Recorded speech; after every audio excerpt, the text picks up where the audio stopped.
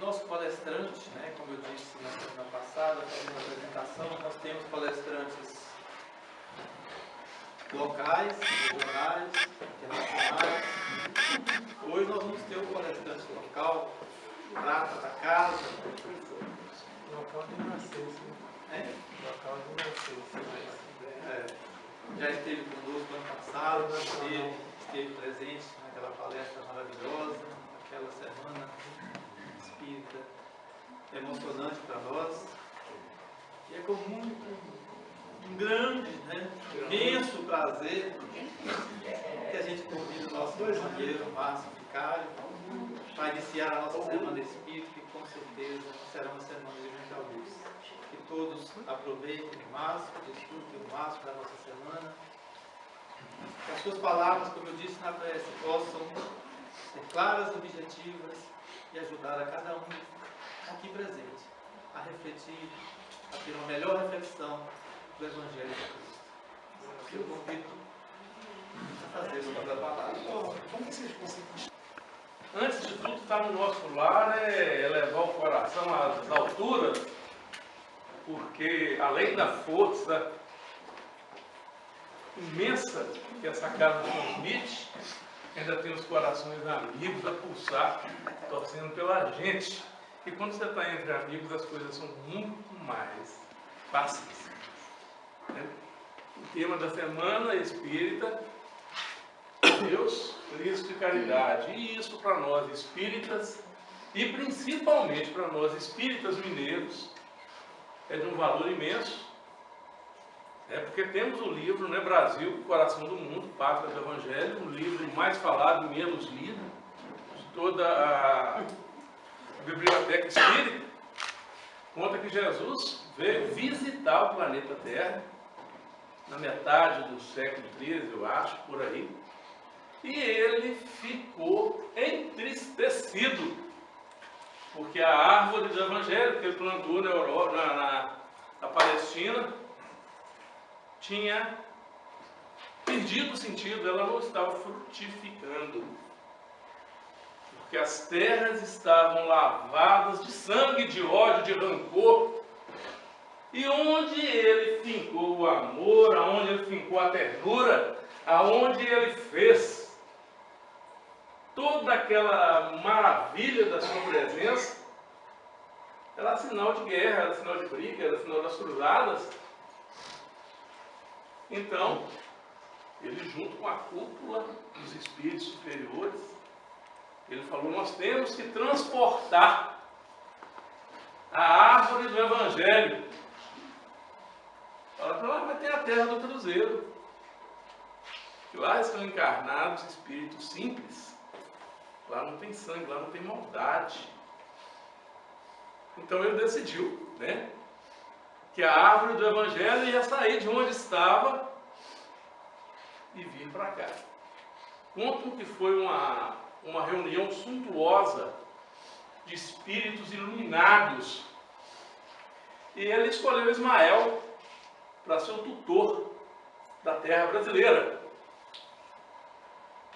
E disse para ele, Ismael, eu preciso do seu empenho e do seu heroísmo para cuidar dessa terra aqui.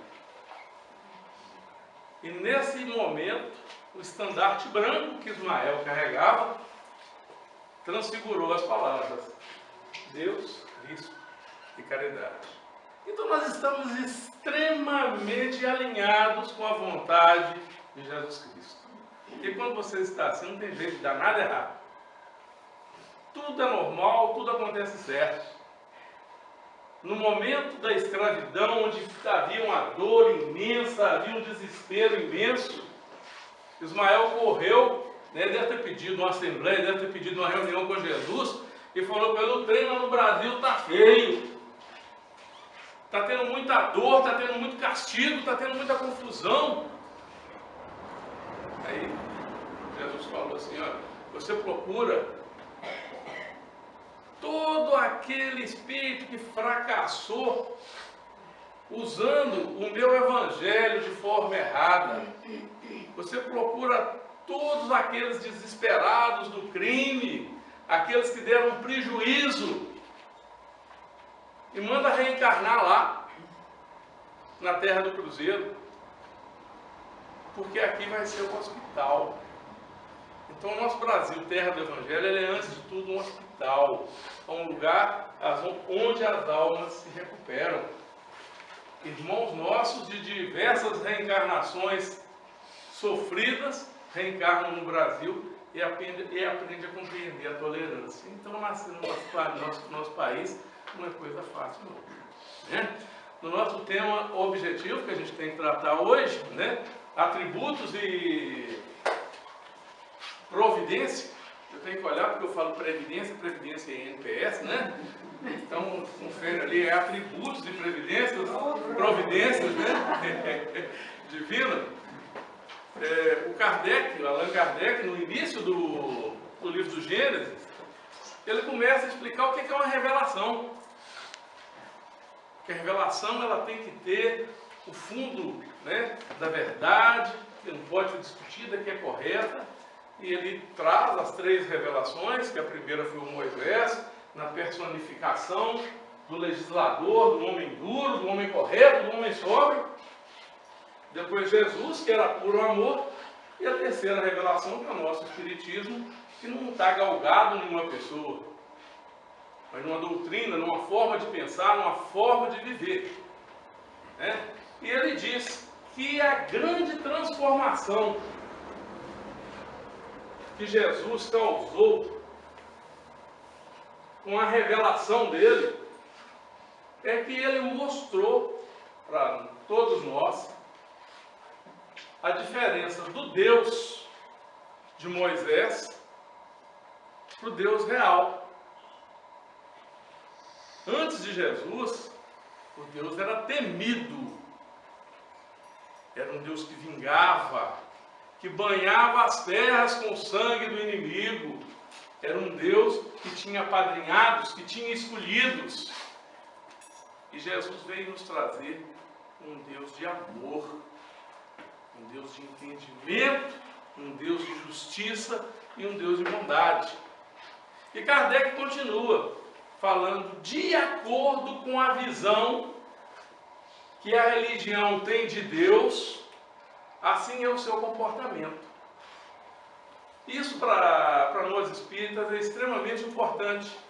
De acordo com a visão que cada religião, que cada instituição tem de Deus, assim é o seu comportamento.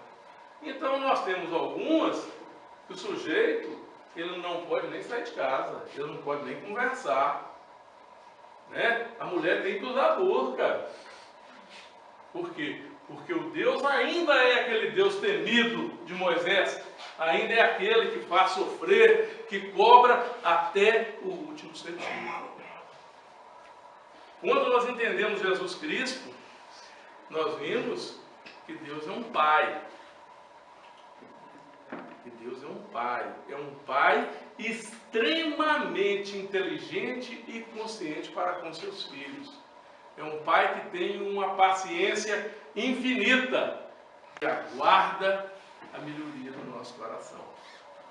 Ele espera que nós venhamos a aprender a sua lei de amor, que é a lei de caridade que a gente pratica tão pouquinho. Fazendo tanta coisa nesse mundo, mas a lei da caridade a gente aplica muito pouco. O Kardec, né, fala para a gente o seguinte: não é dado ao homem sondar a natureza íntima de Deus. Para compreendê-lo, ainda nos falta um sentido próprio, que só se adquire por meio da completa depuração do espírito. Não nos é possível compreender a Deus. O íntimo de Deus nós não temos jeito. Porque nós temos o que? 5 sentidos, não é? Olfato, audição, visão, tato, paladar. Tem uns cabeçudos aí que tem mais um, né? Que eles conseguem sentir antes, o pessoal fala, ó, o fulano tem certo sentido, né? Mas Kardec garante para a gente que nos falta, para nós, um sentido que nos permita compreender a grandeza de Deus. É interessante? Falta um sentido. E esse sentido a gente só vai adquirir à medida que a gente completa a depuração. Não é termo chato, depuração. À medida que a gente vai melhorando, à medida que a gente vai evoluindo, à medida que a gente vai crescendo espiritualmente, aí nós vamos adquirindo essa capacidade, né? Quando Jesus fala no Evangelho assim, eu e o Pai somos um, que isso em igrejas tradicionais eles colocam Jesus Cristo como Deus, né? Porque é tão difícil explicar o que é Deus, que eles preferem achar uma figura para facilitar o entendimento. Então a gente tem aquela visão, né, do velho barbudo, que teve até um gênio lá na Capela Sistina, que fez uma gravura, né, tocando assim com o dedo e criando Adão, né? Porque a visão que nós temos é tão embotada, é tão curta, é tão pequena, que nós só conseguimos imaginar Deus como homem, né?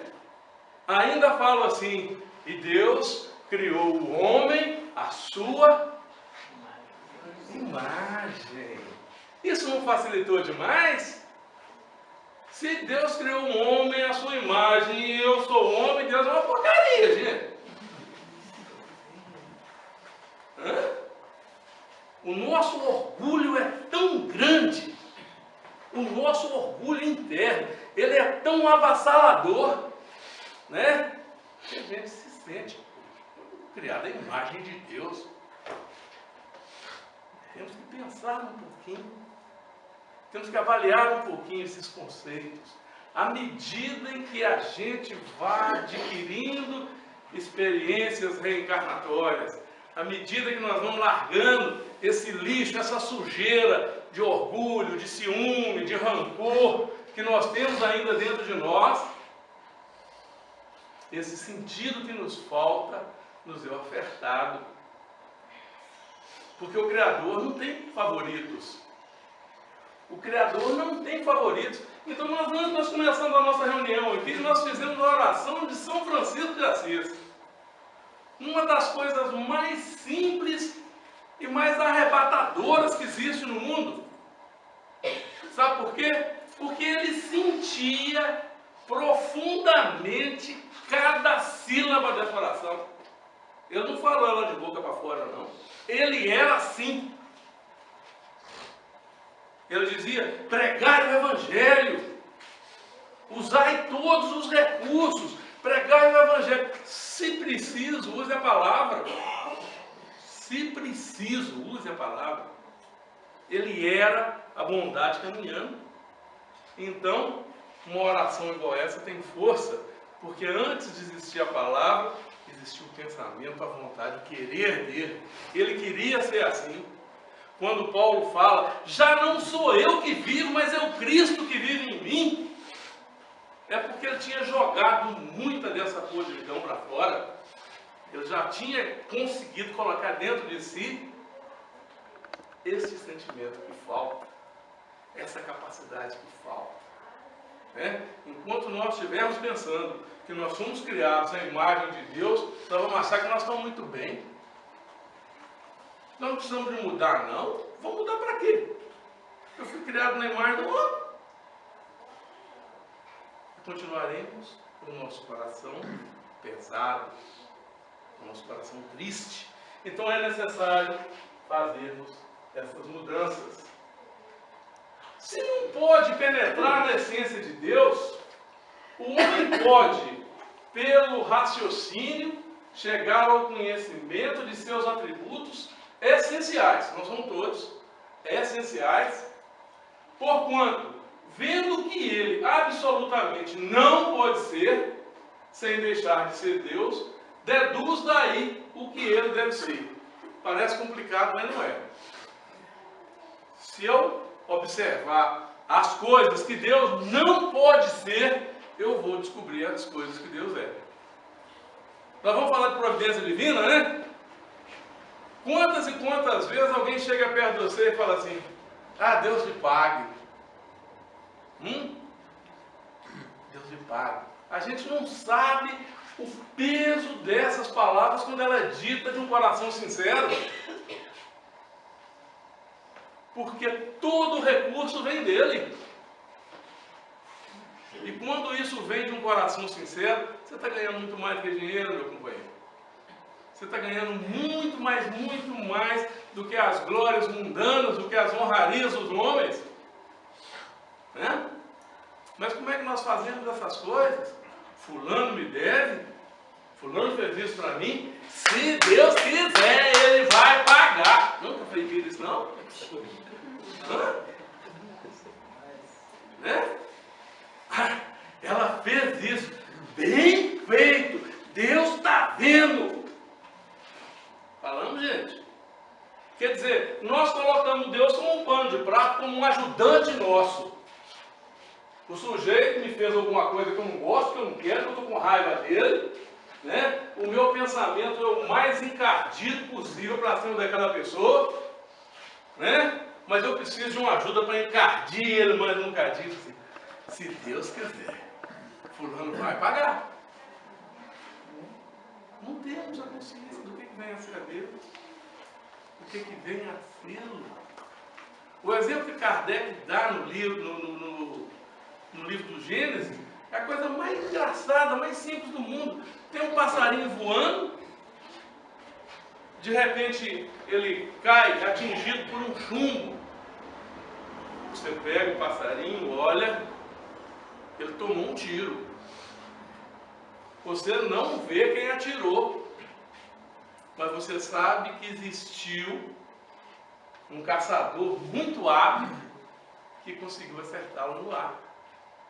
Então, quando nós observamos a natureza, quando nós olhamos a grandiosidade das coisas, a grandiosidade do universo, que escapa do nosso entendimento, escapa da nossa compreensão, nós temos que aceitar que existe uma inteligência muito superior a nós, que existe uma inteligência capaz de criar planetas, universos, capaz de nos criar, capaz de nos sustentar. Então, é uma pergunta que cala em todos os nossos corações. Como que Deus é para mim? Como que eu vejo o meu Criador? Como que eu sinto o meu Criador na minha vida? Eu tenho que ter uma vida de convicções, de realizações. Qual que é o papel do meu Criador comigo? Né? Vai, meu filho, vai para casa, Deus te acompanhe. Não é isso que a mãe deseja? Não é assim que as mães falam? O filho está lá a noite inteira na confusão, né? Na balada, curtindo a balada, e a mãe está lá em casa, né? Meu Deus do céu, protege meu filho. Né? Pedindo às vezes uma coisa que é praticamente impossível, mas o coração de mãe tem uma força, gente, capaz de mudar realidades. Deus protege, Ele muda, né? Mas não é da forma como a gente quer, não é do jeito que a gente quer. Então nós vamos pensar o que Ele não pode ser, para a gente ver o que Ele é. Sem o conhecimento dos atributos de Deus, seria impossível compreender-se a obra da criação. Será que isso é por acaso? Será que a nossa Terra roda nessa elipse dela aí há bilhões de anos por acaso? E não existe um choque, não existe uma perturbação? Será que essa natureza exuberante que nos alimenta, será que é por acaso? Se a gente não entende os atributos de Deus, do nosso Criador, nós não temos como compreender a criação. Deus é eterno. Deus é eterno, é o primeiro atributo do Criador. Ele não foi criado. se ele não fosse eterno, ele teria que ter sido criado em um momento. Ele teria sido criado por alguém que veio antes dele. Então ele não seria Deus. Então Deus é eterno. Às vezes a gente nas casas espíritas nós cometemos uma gafe absurda e falamos assim, o espírito é eterno. Não. Nós espíritos, né? Nós somos imortais. A partir do momento em que nós fomos criados, aí nós não morremos mais não. Né? É tanto que morte não existe. Certo? Porque vida é uma palavra que no português não tem Antônio. Thalys Santana, a melhor professora que eu já tive, pode afirmar isso. Vida tem contrário? E qual que é o contrário de vida, gente? Qual que é o contrário de vida? Então qual que é o contrário do nascimento?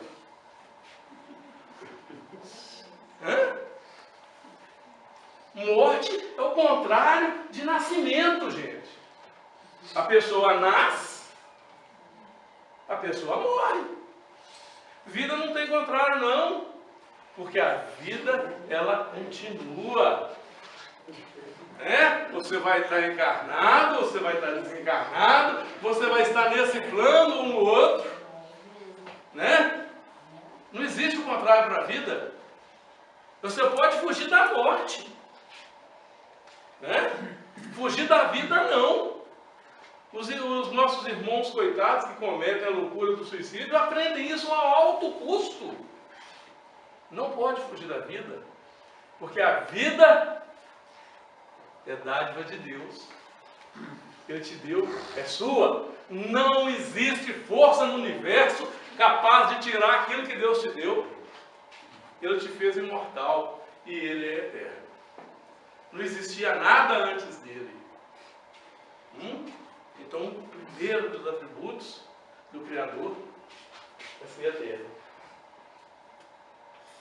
Deus é imutável. Já que Ele não tem matéria, Ele não muda.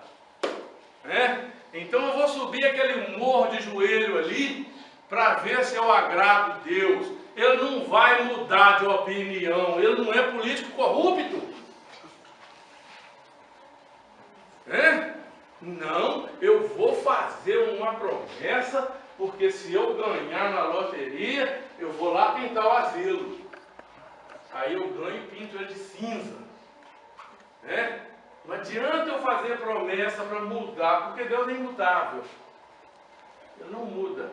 Ele pode, fazer com que a gente compreenda aquilo que é necessário para cada um de nós. Mas Ele não muda, porque se Ele mudasse, as suas leis também estariam sujeitas a mudanças. E elas não estão. Elas regem o universo desde o princípio dos tempos. Nós mudamos de opinião, graças a Deus. Quanta coisa errada que eu já fiz na minha vida e que eu não faço mais. Porque eu sou humano, eu sou passível a erro. E eu tenho que mudar. Eu tenho que mudar meus conceitos, eu tenho que mudar a forma de viver, eu tenho que mudar a forma de ver o mundo, eu tenho que aprender a praticar a caridade desconhecida que o Bezerra de Menezes tanto ensinou. Eu tenho que mudar. O Criador não muda não, Ele é imutável. Ele é imutável. Quando Ele nos criou e nós passamos por todas as experiências necessárias até chegarmos até aqui, as escolhas que nós fizemos traçam o nosso destino.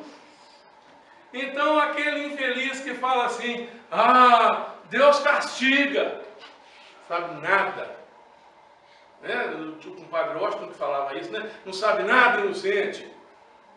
Deus castiga. O fulano fez isso assim, Deus castiga. Quando eu era menino, eu pensava que o Criador tinha um livrinho lá em cima e ele ficava anotando as coisas erradas que eu fazia. Coitado, eu não devia ter folha a mais. E minha mãe falou assim, mas quando você passar no céu dos passarinhos, você está perdido.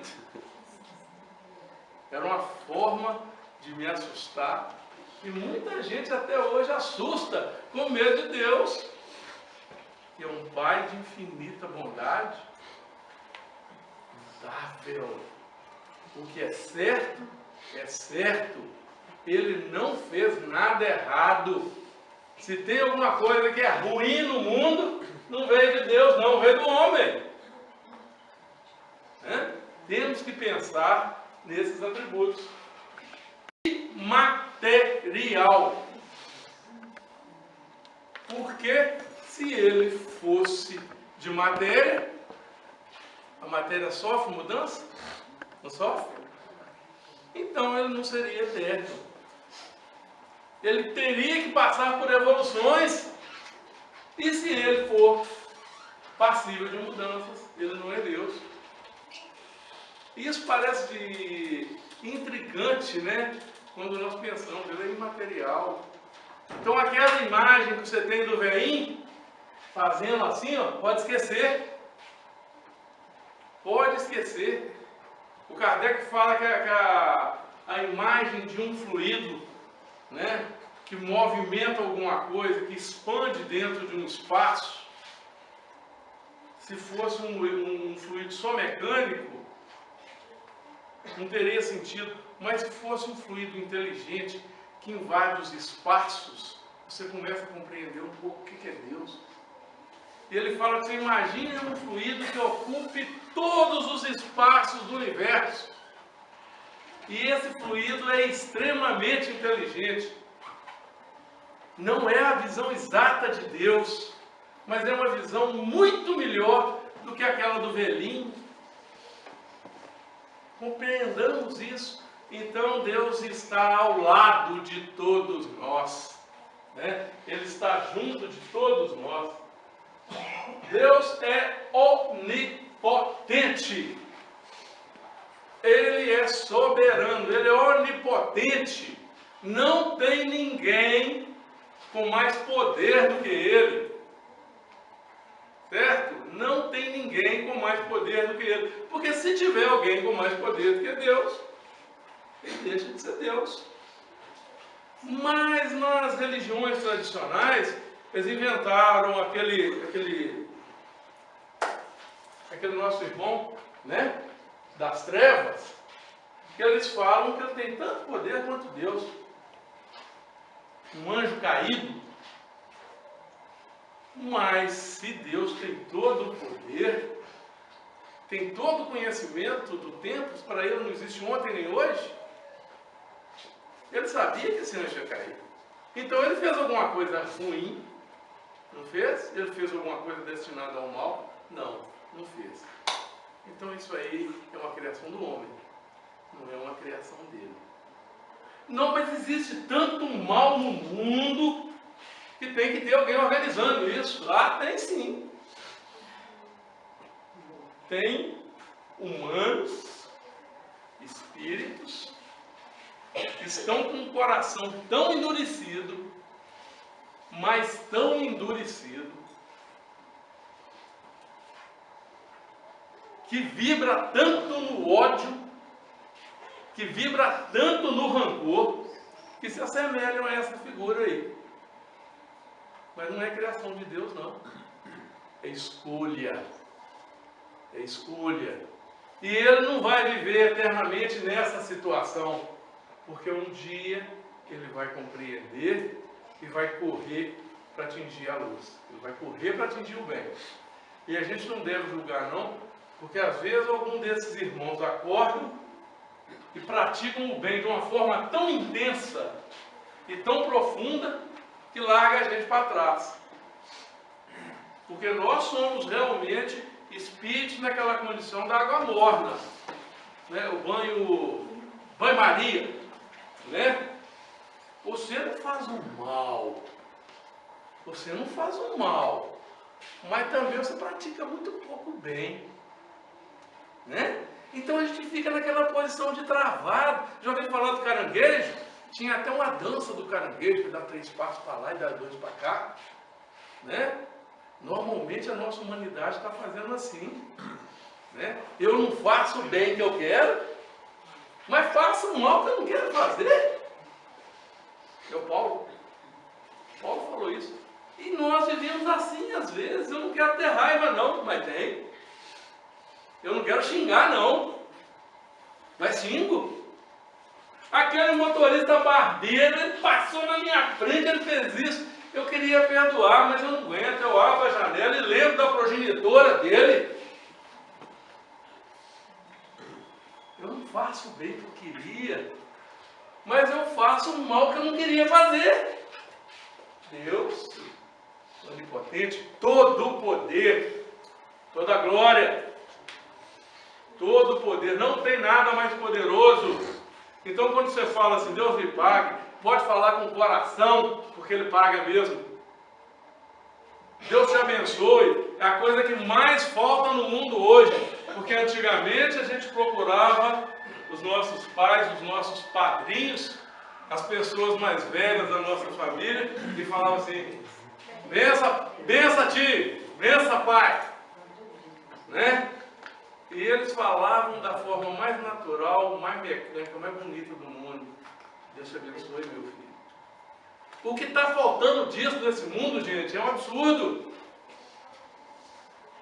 Você se sentir abençoado. Porque existe uma fagulha do Criador dentro de cada um de nós. Mas a gente bota tanta gordura em cima dela, tanto peso, tanta coisa, que ela fica abafada. Então eu não faço o bem que eu tinha que fazer. Eu faço o mal que eu não queria fazer, mas faço. Deus é soberanamente justo e bom. Esse que é maravilhoso. Nós encarnados aqui na Terra, nós estamos acostumados a um sistema padrinho, né? Alguns chamam de peixada, né? É QI quem indica, né? É assim? Ah não, mas eu não estou muito bem não, mas com a ajudinha do fulano eu chego lá. Com o Criador não existe isso não, gente. O Criador é extremamente bom e justo. E ele diz no Evangelho, Jesus diz no Evangelho, o Criador não coloca fardos pesados em ombros fracos. Então o que está acontecendo na minha casa é meu. O problema que eu estou vivendo, que eu estou vivenciando, a dificuldade que eu estou vivenciando é minha. Não bota a culpa em Deus, não. Aquela doença que bateu dentro da minha casa é para mim solucionar, é para mim viver com ela. Ah, mas não tem jeito não, meu filho, isso é mortal, isso é terminal, você vai acabar por causa dela. Compreenda a doença, tenha aceitação, ore pedindo energias, pedindo forças para resistir, porque senão você vai ter que nascer aqui outra vez e passar pela mesma dor. Aluno repetente, aquele, né? Hoje não existe isso mais, não existe mais, não, hoje não tem, desculpa gente, tem hora que eu fico meio atrasado, né? Mas na vida tem repetência, porque o Criador é justo. O Criador é justo. Humberto de Campos nos conta um caso maravilhoso, que o Espírito, quando ele está num plano maior, ele compreende o quão mal ele fez. Ele sabe de todo mundo que ele prejudicou. Ele vê no seu perispírito as marcas do seu fracasso. Então a dor é muito intensa. A angústia é muito intensa. Então ele procura os espíritos superiores e fala assim, eu quero nascer, eu preciso de voltar lá na terra, eu quero recuperar a minha condição de espírito espiritual. Ele tem uma visão limpa de como que ele está e ele sabe o que ele precisa de fazer para recuperar. Então ele pede as piores coisas. Humberto de Campos nos conta um caso que o sujeito, vendo as suas falhas, ele falou assim: olha, eu quero nascer cego, eu quero nascer surdo, eu quero ter as pernas deficientes, quero ter as pernas deficientes, e eu quero que a minha família me largue na beirada da estrada. Aí os espíritos superiores falam assim: não, meu filho, não é assim não. Nós não queremos o seu castigo, nós queremos a sua compreensão. Nós vamos te dar nada, você vai voltar na Terra, você vai trabalhar 1 hora por semana no centro espírita, dedicando a atenção aos menos favorecidos, e vai cuidar da sua família. Você vai ter uma família. É lógico, né? A sogra ia pegar no pé dele, não ia não? Hein? O cara queria a cegueira. O que é ter uma sogra chata? Não, ia ter um cunhado desempregado todo dia molando ele lá. Mas ele pediu para perder as pernas. O que é perder as pernas perto de ter um cunhado desempregado que te amola? Não é nada. Né? E ele aceitou tudo isso aí. Primeira vez que o plano espiritual precisou dele, foi no centro, ele não estava. Mandou as 2 pessoas na casa dele, para que ele orientasse, ele mandou falar que estava ocupado. Então um espírito que no plano espiritual, ele pedia as coisas mais alucinantes de dor, de tortura, aqui na Terra, ele foi capturado pela preguiça. Foi sim, pela preguiça, não querer fazer as coisas. E dentro do nosso meio, dentro do espiritismo, a gente acha isso toda hora. Meu filho, você tem que estudar. Mas codificação, o livro dos médios é difícil demais. Eu começo a ler, me dá sono. Já viram isso? Eu começo a ler, me dá sono. Então dorme. O que é que tem? Na hora que você acordar, você continua lendo. Não, me dá sono, então eu nem pego. Eu nem pego. São conceitos que nós temos que começar a mudar na nossa vida. Porque Deus é soberanamente justo e bom. O que está na minha casa é meu. Não vai cair na casa do meu vizinho. E Ele vai me dar conhecimento e resignação suficiente para mim suportar a minha dor. Para mim sair vencedor desta prova. Se eu quiser. Se eu quiser. Se eu não quiser, Ele não vai me castigar, não. Só que o aluno, quando ele toma uma bomba, ele repete. E nós somos repetentes demais, gente. Nós somos repetentes demais. Nós demoramos demais para aprender as coisas. Deus é infinitamente perfeito. Infinitamente perfeito. Se faltar 1/1000 de qualquer das qualidades que nós conhecemos, Deus deixa de ser Deus. Ele é Deus porque Ele é infinitamente perfeito. Aí nós voltamos naquele caso. Alguém que é infinitamente perfeito faz o mal? Ele não faz o mal. Ele não deseja o mal. Né? Aí o nosso coitadinho do menininho nasce aleijado lá. A família vai na hora e fala assim: foi Deus que quis assim. Foi Deus que quis assim. Não. É lei de ação e reação. Ele criou a lei. Quem andou fora dela, não tem jeito. Quem não fez a escolha adequada, repete o ano. Deus é infinitamente perfeito. Vamos pensar em perfeição. O que é que a gente conhece de perfeição? Dentro da nossa pouca área de conhecimento, o tanto que nós erramos, o tanto que nós falhamos. Então a gente imagina o nosso caminho de progressão.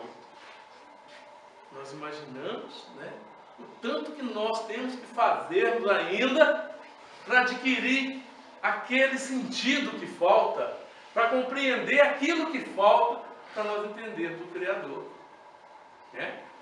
Vamos atrás dessa perfeição? Vamos. Mas o Chico Xavier, ele deixou um ensinamento maravilhoso. Entre as muitas e muitas coisas que ele falou, que ele deixou, ele nos ensinou o seguinte: é um pouquinho de cada vez. É só mais um pouquinho. Então, nós vamos olhar para dentro dos nossos corações, sem a máscara do orgulho, sem a máscara da vaidade, e vamos compreender as nossas falhas. Eu não tenho paciência, não. Eu sou uma pessoa impaciente. A partir de agora, eu vou ser um pouquinho menos impaciente. Um pouquinho menos. Eu vou melhorar um pouquinho hoje, um pouquinho amanhã. Aí, nesse percurso, eu vou errar algumas vezes, mas eu vou continuar tentando. Eu me irrito facilmente. Não, mas agora eu não vou me irritar. Ninguém pode me perguntar uma coisa 2 vezes, que eu já coço a língua para dar uma má resposta. Não, mas eu não sou assim, eu não preciso de ser assim. Hoje eu vou resistir, hoje eu não vou fazer isso. Eu vou aprender a agradecer as pessoas, falar muito obrigado. Está lá, o cozinheiro acabou de fazer o almoço, põe aquela comida deliciosa na mesa, você vai e almoça igual um elefante, levanta da cadeira, larga o prato sujo e vai embora. Não falam muito obrigado, Nem um muito obrigado. É hora de nós começarmos a observar coisinhas pequenas. Porque se a gente começar acertando os pequenos detalhes, na hora que a gente assustar, nós estamos fazendo grandes coisas. Nós estaremos dominando as nossas más tendências, Então Deus é único, não tem mais ninguém, Na condição dele, ele é único. Existem milhões de espíritos superiores que trabalham fazendo a vontade do Pai. Esses irmãos abnegados que nos auxiliam, que nos amparam, que nos levantam nas nossas quedas todo dia, estão fazendo a vontade dele. Mas ele é único, Por não compreender esses atributos, por não compreender a grandeza de Deus e por ser tão orgulhoso, que o homem, sabendo, achando que não existia nada além dele, e ele não tinha condição de fazer tudo, ele inventou os vários deuses. É por isso que na Grécia Antiga tinha um deus do vinho, olha para você ver que bacana, e tinha a deusa da beleza, da velocidade, da sabedoria, porque eles não acreditavam que existisse uma concepção capaz de ter tudo isso. E tem. A gente vê nas Semanas Santas, o quadro doloroso da crucificação, e isso repete todo ano, repete mesmo, a gente sabe que não tem como mudar a história, mas dizem que quando o povo hebreu tomou plena convicção de que existia um único Deus, quando eles tiveram essa certeza, Jesus Cristo começou a apagar suas luzes para nascer na terra. 2000 anos de anulação, de grandeza espiritual para poder encarnar aqui no nosso planeta. E a gente acha que um preguinho na mão dele doeu. A gente acha que uma chicotada nele doeu. Imagina a abnegação de um espírito de luz para fazer isso. Meu tio Mateus, nessa mesa aqui, ele ensinava a gente uma história muito bacana, ele falava assim, olha, a mediunidade trabalha da seguinte forma. Você vê um avião ele tem que fazer uma viagem. Então, o avião pega, ele sai de um aeroporto aqui, e ele procura um aeroporto da mesma grandeza para ele descer. Iluminado, seguro, tudo organizado, porque está tudo certinho. Mas ele está no ar, o motor falhou, surge uma emergência, surge uma dificuldade, o que ele faz? Caça um campo de futebol, ele caça uma estrada que estiver vazia, ele caça um canto qualquer para aterrissar. Assim funciona a mediunidade. Quando a espiritualidade está dentro da condição exata, normal, né? Quando os mentores espirituais vêm trazer uma mensagem, e é uma mensagem de luz, programada, organizada, direcionada ao nosso crescimento, para onde é que eles vão? Eles vão no Divaldo Pereira Franco, que é um aeroporto, né? Era um Chico Xavier, que era uma antena. Agora, quando o negócio é para puxar a orelha da gente, que a gente está chapando muito, que a gente está fazendo um monte de confusão, é avião que está caindo. Então a mediunidade nossa, que é a mediunidade mais ou menos, que é a mediunidade de trabalho, tem ação, tem efeito. Aí o médium fica esperando uma mensagem de luz, uma mensagem iluminada. Não! Seu trabalho é pegar na charrua, o seu trabalho é o grosso, é o bom, que é o importante que as pessoas estão precisando. Aí o elemento pega e fala assim, ah não, eu não vou estudar mediunidade, eu não vou levar a mediunidade a sério não, porque eu não posso. Exige muito. Exige muito. Ah, então porque exige muito, eu não posso fazer nada? Eu não posso me dedicar? A coisa mais incrível no centro espírita é você chegar no momento do passe, tem 5 cadeiras lá dentro, tem uma casa com 70 pessoas e tem 2 passistas. E tem gente que podia estar dentro da câmara de passe trabalhando, vai tomar passe lá dentro. Porque dá trabalho, porque exige, né? Então é muito mais fácil se acomodar, ficar na tal da água morna, ficar naquele ponto que não se leva a nada. Temos que repensar, gente. Nós temos que repensar. Nós estamos aqui para evoluir, para aprender a amar. O Criador nos dá a todo momento todas as possibilidades para isso. O Criador grita no nosso ouvido toda hora, meu filho, vai, pelo amor de Deus. Sacode essa poeira, pega em alguma coisa. E nós cruzamos os nossos braços. Nós deixamos de fazer o bem que nós queremos e fazemos o mal que nós não queremos. É hora, meus irmãos, é chegada a hora. É chegada a hora de colocarmos essas energias positivas que nós temos para fora. É chegada a hora de buscarmos realizar alguma coisa. Porque ninguém sabe a hora que vai ser chamado, não. A vida não acaba, a gente falou disso. Mas a gente vai sair desse plano e vai para o outro. Como é que você quer chegar do lado de lá? Você quer chegar do outro lado com mérito, com entendimento, com esclarecimento? Você quer chegar do outro lado sendo veículo de auxílio? Ou você quer chegar do outro lado necessitando de amparo?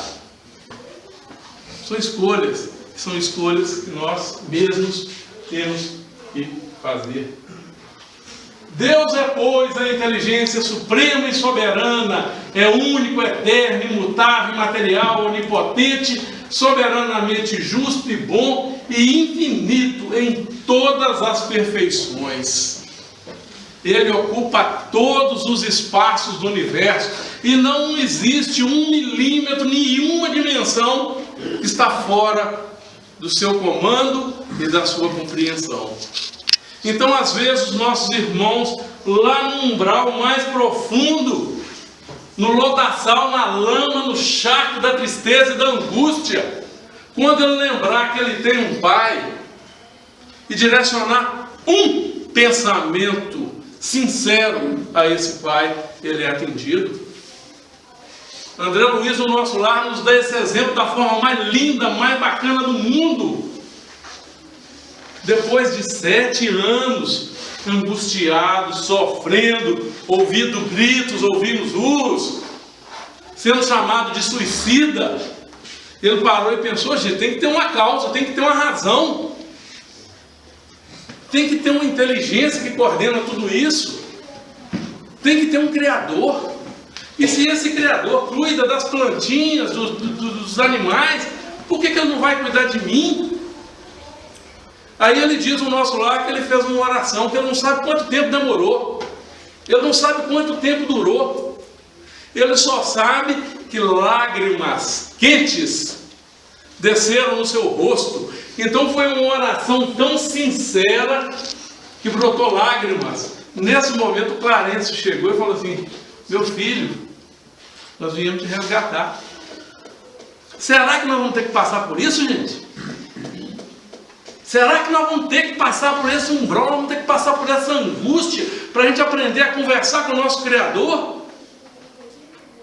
Aprender a ser sincero com Ele? Pensa bem, você tem um amigo que você gosta. Vamos pensar em termos bem simples. Você tem um amigo que você gosta, que você respeita.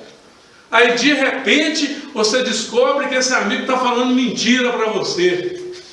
Como é que você se sente? Imagina quem é assim, que tem tudo isso. Aí você faz uma oração: meu Deus, me ajuda que eu estou cansado. Você está cansado não, meu filho, você está com preguiça. É diferente, né? Ele sabe que você está mentindo na sua oração, ele não vai te dar não.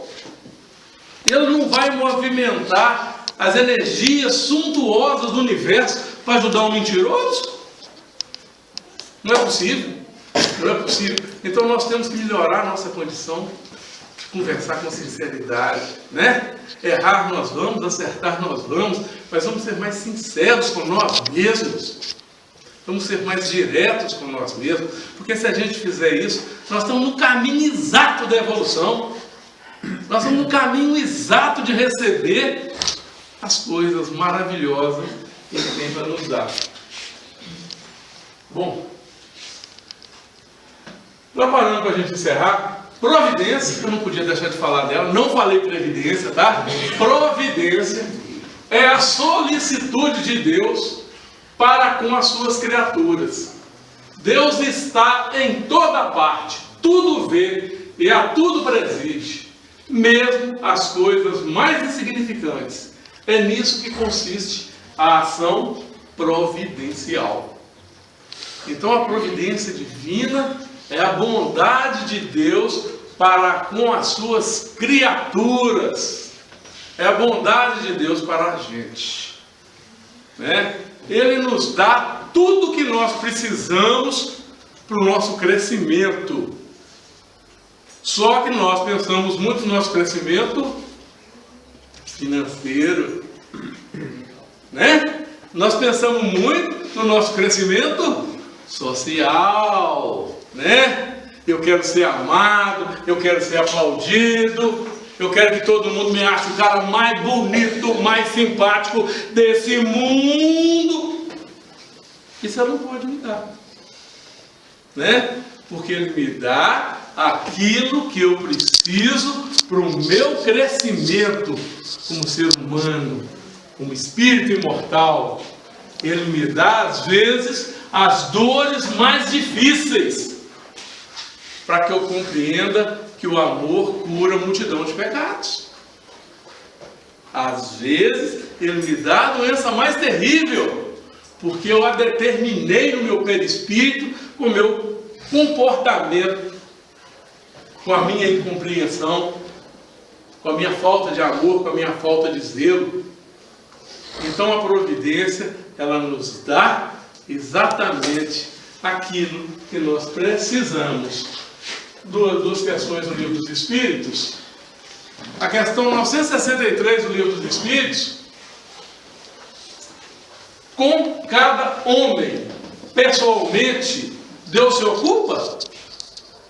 Pergunta bacana da Allan Kardec, né? Com cada homem, individualmente, Deus se ocupa? Não é Ele muito grande e nós muito pequeninos para que cada indivíduo em particular tenha a seus olhos alguma importância? Trazendo para o nosso português bem facinho, bem legal, Kardec pergunta assim: aí, Deus olha todo mundo? Ele não é muito grande, nós vacaiado demais para Ele preocupar com a gente, não? Aí o Espírito de Verdade responde: Deus se ocupa com todos os seres que criou, por mais pequeninos que sejam. Nada para a sua bondade é destituído de valor. Incrível isso, né? Deus se preocupa com todas as suas criaturas. Nada para Ele é destituído de valor. É engraçado isso, porque dentro do nosso conceito de julgar os outros, nós mesmo falando assim: fulano não vale nada, fulano é ruim. Meu tempo de fábrica, quando a gente comprava um parafuso, o parafuso vinha com arruela, né? Então ninguém comprava a arruela vinha de graça. Quando o cara era muito ruim de serviço, ele falava assim: o fulano não vale uma arruela. Nós aprendemos a julgar as pessoas, a desvalorizar as pessoas, a não dar para as pessoas o valor que elas merecem ou que devem receber.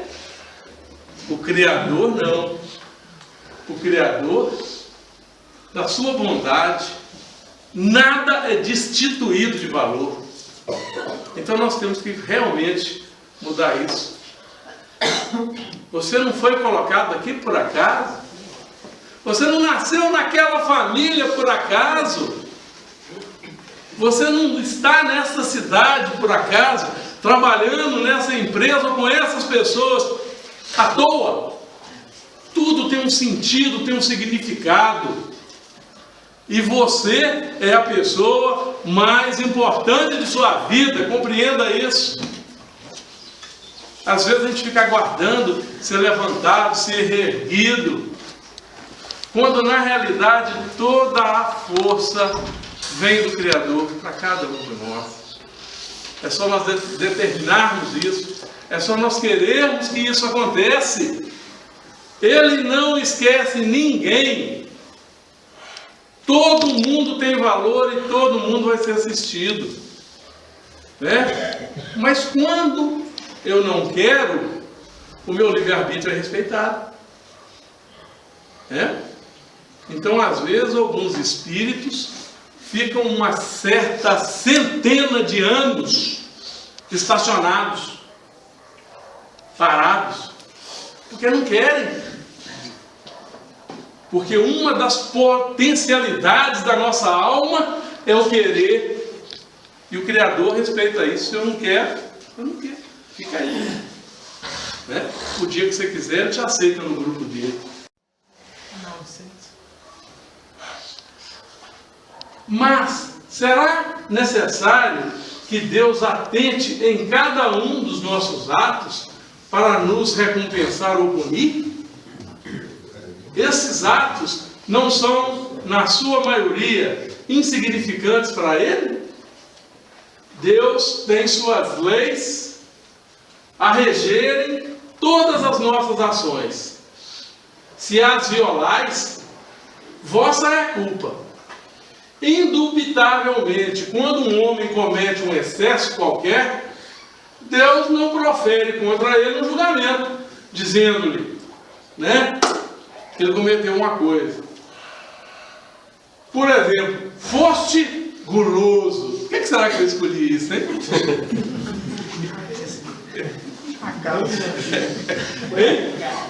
dizendo, por exemplo, foste guloso, vou punir-te. Ele traçou um limite. As enfermidades e muitas vezes a morte são a consequência dos excessos. Eis aí a punição. É o resultado da infração da lei. Assim em tudo. Essa questão do livro dos Espíritos mostra o tamanho da justiça e da grandeza do Criador. Eu amo esse exemplo de guloso, porque agora eu estou de regime. Gente, eu estou trabalhando na linha do contra agora, hein? É necessário, nós vamos fazer. Foste guloso, então você excedeu. Já que você excedeu, você adquiriu, né, um débito que você tem que suprir. É muito claro, é muito importante. Então vamos lembrar sempre de um Criador diferente.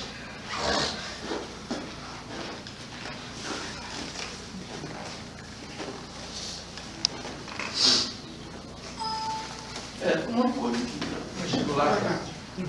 Aí. Aqui, ó. Vamos lembrar de um Criador diferente. De um Criador que é Pai, de um Criador que está nos nossos corações, que é um fluido que invade todos os nossos espaços. São Paulo dizia, façais tudo como se estivesse sendo vigiado, porque nós estamos mesmo, gente.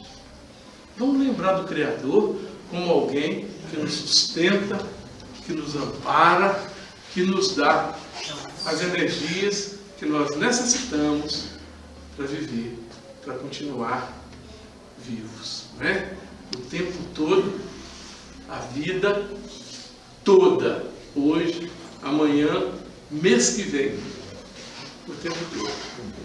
Nunca desistir, sempre insistir, sempre lutar, porque lutando, com certeza, nós venceremos, né? Dê de ti quando puderes, o talento, a energia, o coração. Dê de ti aos homens e às mulheres, como as fontes e as árvores dão. Não somente o sapato que não queres, ou a capa que não usas no verão. Dê sem sentir, sem ser notado, de forma que não te digam obrigado e nem fiquem a te dever obrigação. E assim, notarás um dia que viveste fazendo economia de talento, energia e coração. Muito obrigado a todos vocês.